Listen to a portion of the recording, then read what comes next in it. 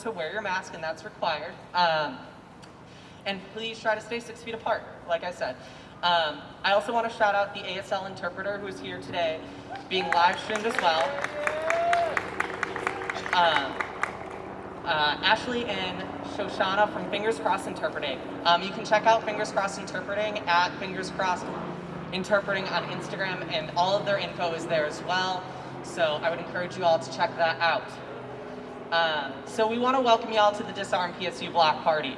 My name is Grace Eckmayer. My pronouns are they, them, and I'm a student here at PSU. We planned this event to celebrate the work of the DisarmPSU campaign with the disarmament of PSU. We also want to, yes, give it up for the disarmament. Like, let's celebrate that a little bit. Exactly. We also want to recognize that the DisarmPSU campaign is not over. CPSO stated that they will do patrols without guns, but they still have access to guns, and they're still doing patrols with their guns. Yes. They're also still able to use, like, quote-unquote, less than lethal weapons, and they also remain deputized. We demand that the Board of Trustees reverses the 2014 decision to have deputized police on campus.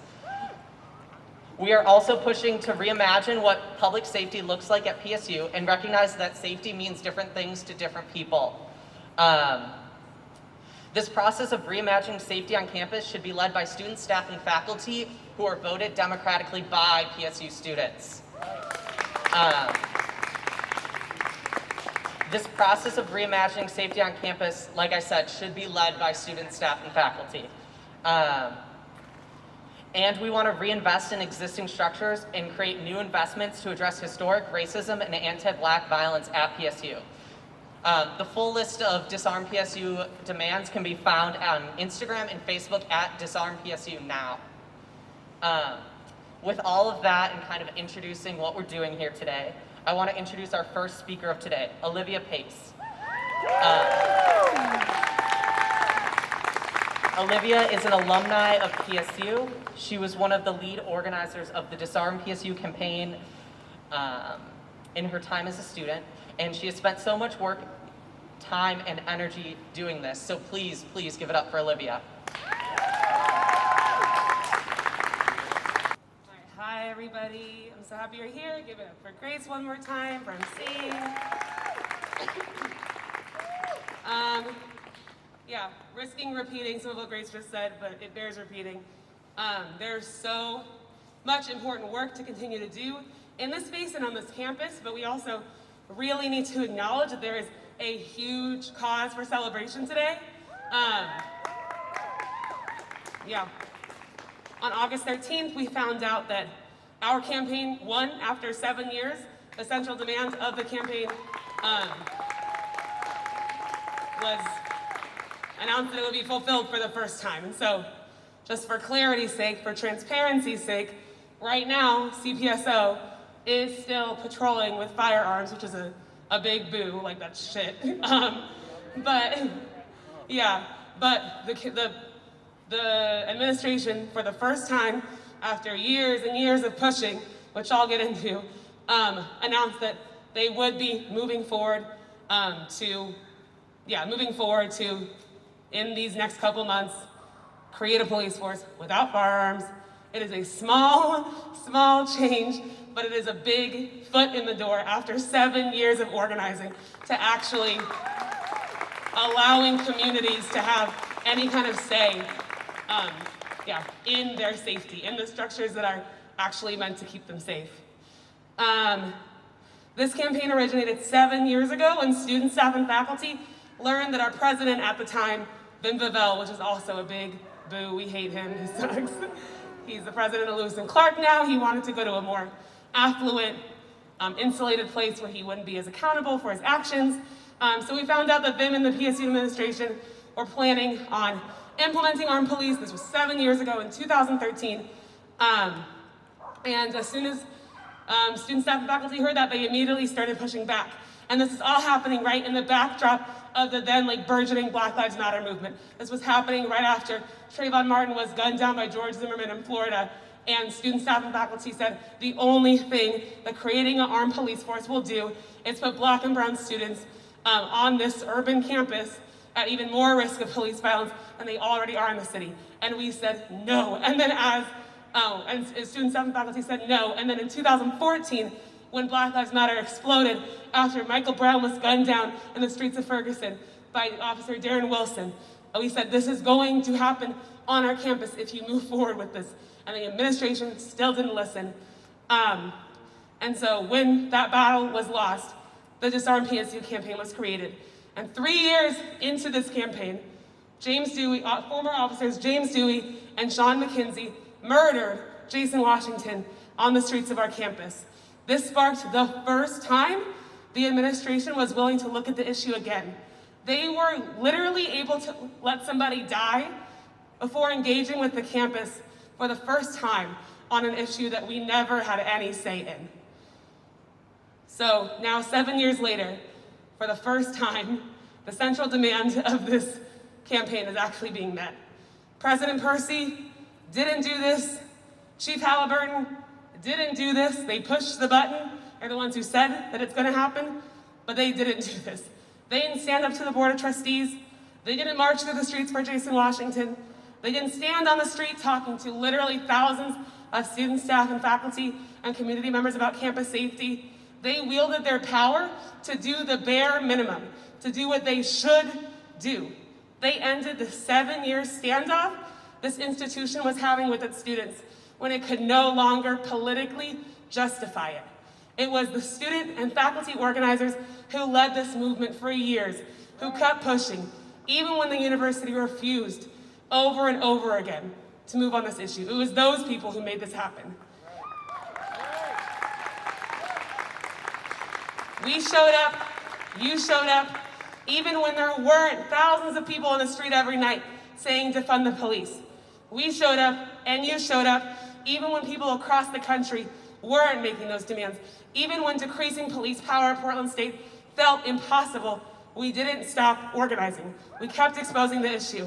And when millions of people across the country caught on and moved into the streets, the struggle we had forged in our small community finally paid off and has and will continue to inspire organizers across the city, the state, and the country. That is the power of organizing, and we should absolutely celebrate that today.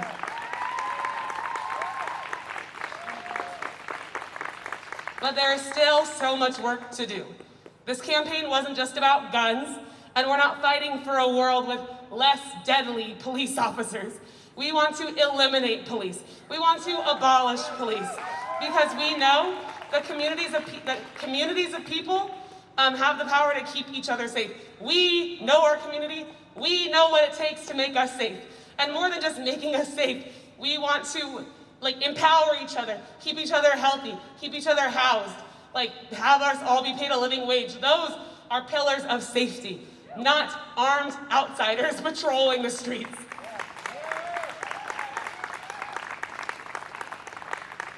As long as deputized police exist on our campus, whether they have guns or less lethal weapons, Black and brown students, staff and faculty, and community members will still be at a disproportionate risk for violence from the police.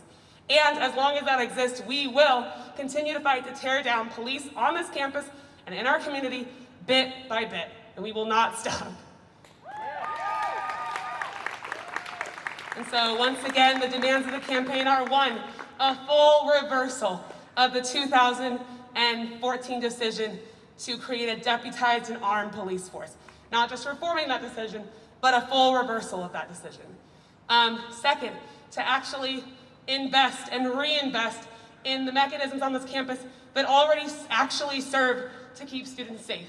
So the Black Studies Department, all the Ethnic Studies departments that are systematically underfunded and neglected, but that create like really fucking important spaces for students on this campus, which the next speaker will talk about. Investing in the food pantry, paying students a living wage. Like, the university has not just ignored the wages on this campus, but have actually systematically chosen not to pay students. A few years ago, like, we passed for student workers to have a living wage on this campus, and it got sent to the Board of Trustees the way that student initiatives do when they get passed, and the board just flat out ignored it, never looked at it again. So not only is there the policing, but they are continuing every day to implement policies that systemically, like, neglect students, their worth, their health, their bodies, their housing. Like, there is so much more work to be done. This just scratches the surface.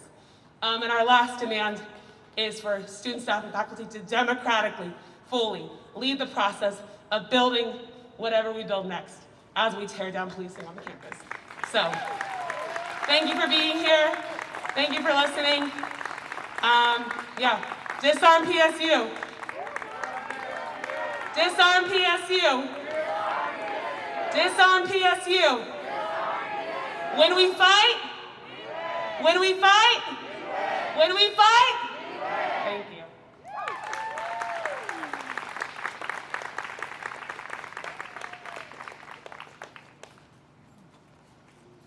Can we give it up for Olivia again? And again. One more time. Thank you. Next, I want to introduce the next speaker, Ethan Johnson. Ethan is the head of the Black Studies Department, and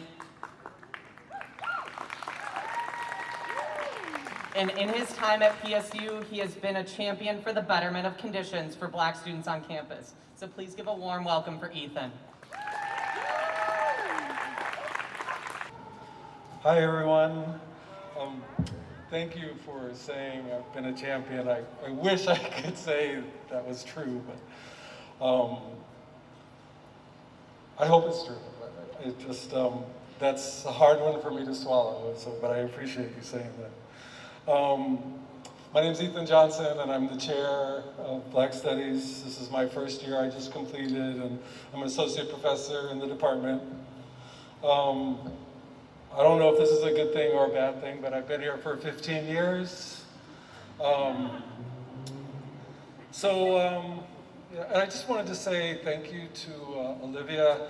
I had a class that she was in, and it was a racism class a few years ago. And you know, I learned so much from her. She just stepped up in the class when we had openly racist people in the class, and I learned so much from her in terms of just teaching me myself to, she taught me to be stronger and stand up more. And I just wanted to let you know, Olivia, how much I appreciate you.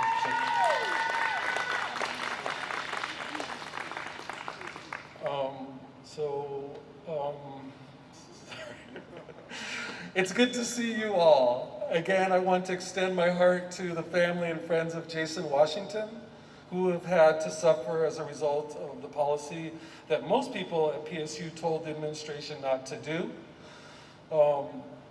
The family of Jason Washington has consistently been outspoken about the crime that they experienced, and as a result of their steadfastness, there have been gains won along with the efforts of DisarmPSU and other organizations.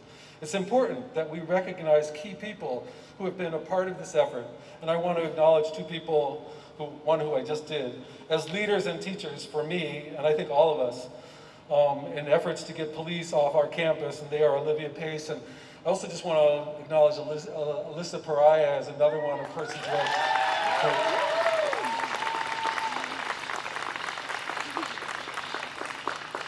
who I've learned so much from.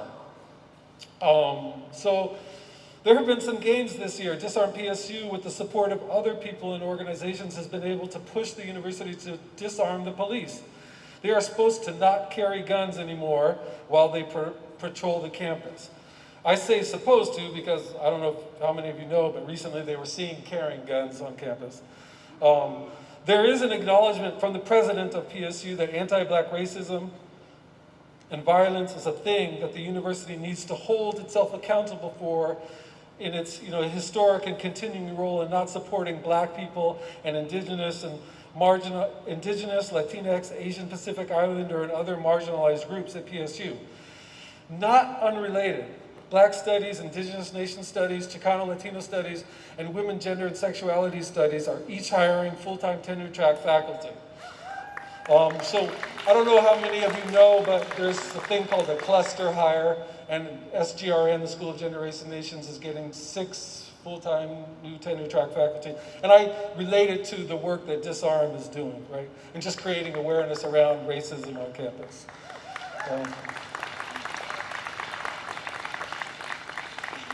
I point out that these hires are only replacements for previously lost faculty. Within the context of Black Lives Matter too, students and faculty across campus are organizing to create institutional structures that center racism.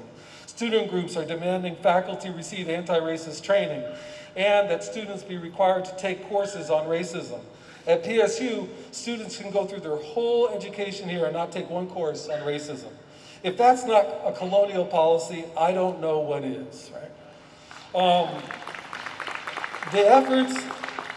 The efforts of DisarmPSU are not disconnected from the general, normal, and everyday experiences of Black faculty, staff, and students at PSU. I want to clarify something. I center the experiences of Black people at PSU and hold this to be a valid and worthwhile effort. I understand other non-white and poor white folk experience marginalization, but there is a difference. This is not to claim some form of oppression Olympics, as some might claim, but only to recognize that generally, Black people hold a unique position in our world. If we examine every institution, healthcare, schooling, housing, and criminal and justice system, Black people are disproportionately located at the bottom of each of these places. Also, I think it's important that we focus on the particular context of Oregon and the city of Portland. I have written quite a bit about the state, city, and PSU, and continue to be blindsided by the powerful ways Black people are positioned here. At PSU, Black students have the lowest graduation rate of all students. The Portland Police Bureau kills Black people at some of the highest rates in the country.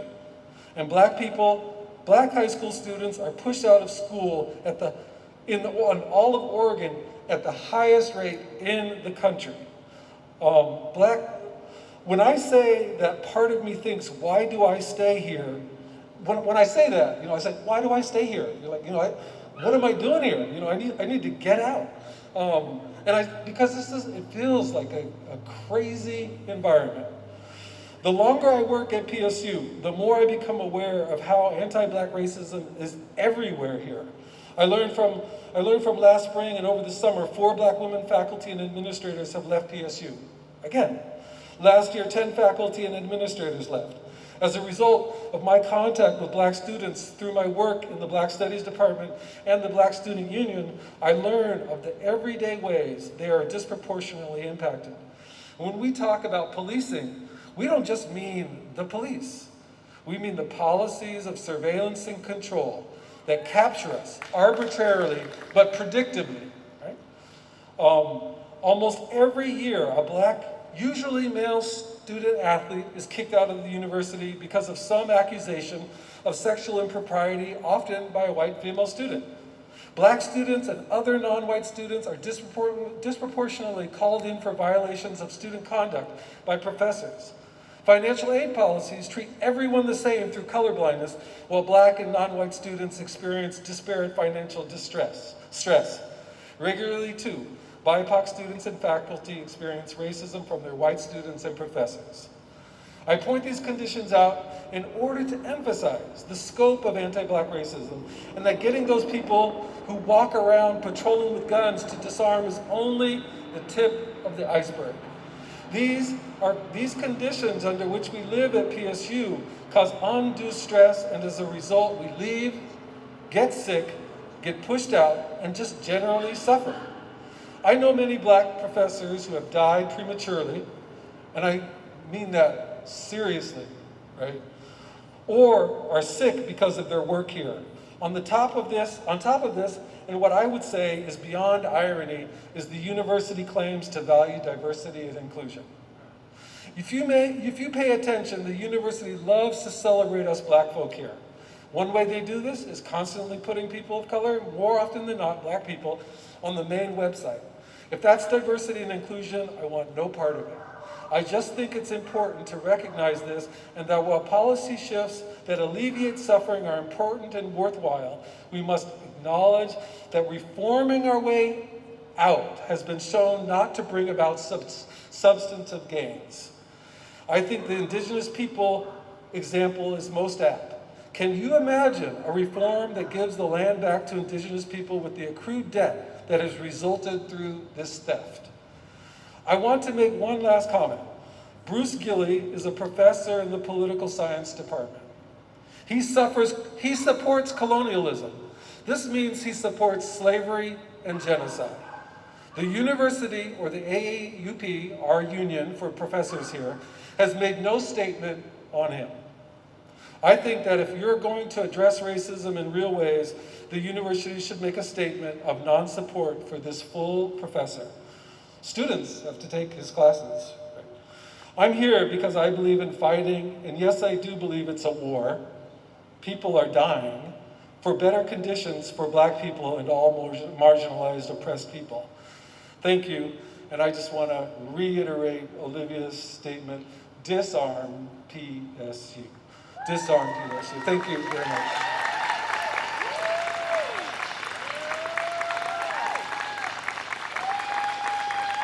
So our next speaker could not actually be here with us today, so I'm gonna just read what they had to say.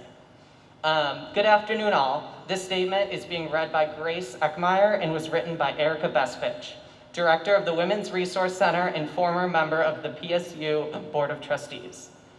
On behalf of Erica, I'm so grateful to have been asked to share my thoughts today. I'm grateful to the work of the members of the PSU community who have been and continue to show up for this work year after year.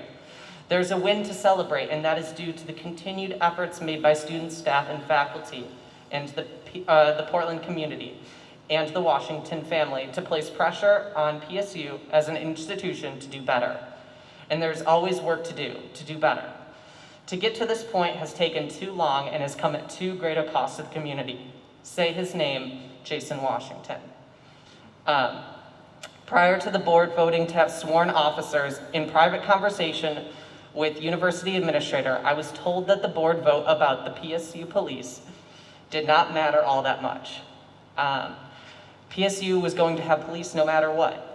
As a former board member, it pains me to believe that the board was simply a shield for what the administration knew would be a divisive decision, and that it did not want to be held accountable for this. During the months of decision-making and input about deputizing campus public safety, the PSU community advocated hard for the creation of a variety of community-based safety measures that would reduce our everyday reliance on law enforcement. Many of us board members wanted to incorporate these non-law enforcement options for safety in our community. We had asked the administration to ensure that alternatives to police intervention would be included in the policy, dictating campus safety and police officers. We were told that they would be included and accounted for. They never were. In my experience at PSU, what can be swept aside, neglected, or avoided will be. What is politely asked for will be forgotten, especially when it involves power-making concessions to their holds on the status quo. I want to thank you all for continuing to hold the administration, the board, the institution, and our community accountable. The work is not done, as you all know. We need structures that allow for community-empowered responses to violence. We need sustainable models of intervention and support when people need help that doesn't rely on law enforcement. We need to remember that police are lethal even without guns. And we need to remember that the institution and its administrators will not upend these well-worn power structures without continuing pressure and demand. Keep demanding, keep moving, and keep fighting for betterment of PSU. Thank you for sharing that.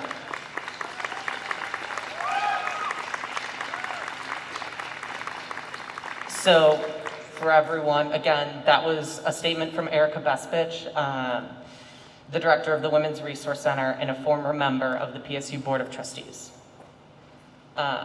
Our next speaker is Token Rose from the Write-In Teressa Raiford campaign.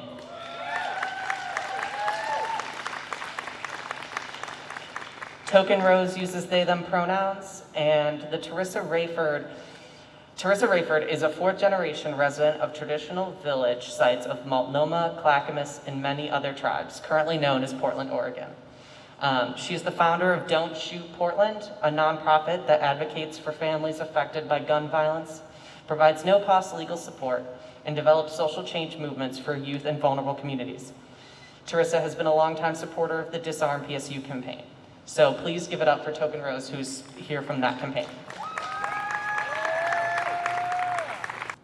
Howdy, y'all. Can y'all hear me? Okay, great. So who knows Teressa Raiford? All right, perfect. That's great. We're working with a great audience so far. So if y'all don't know, Teressa's a fourth-generation Portland Oregonian. She was born and raised here.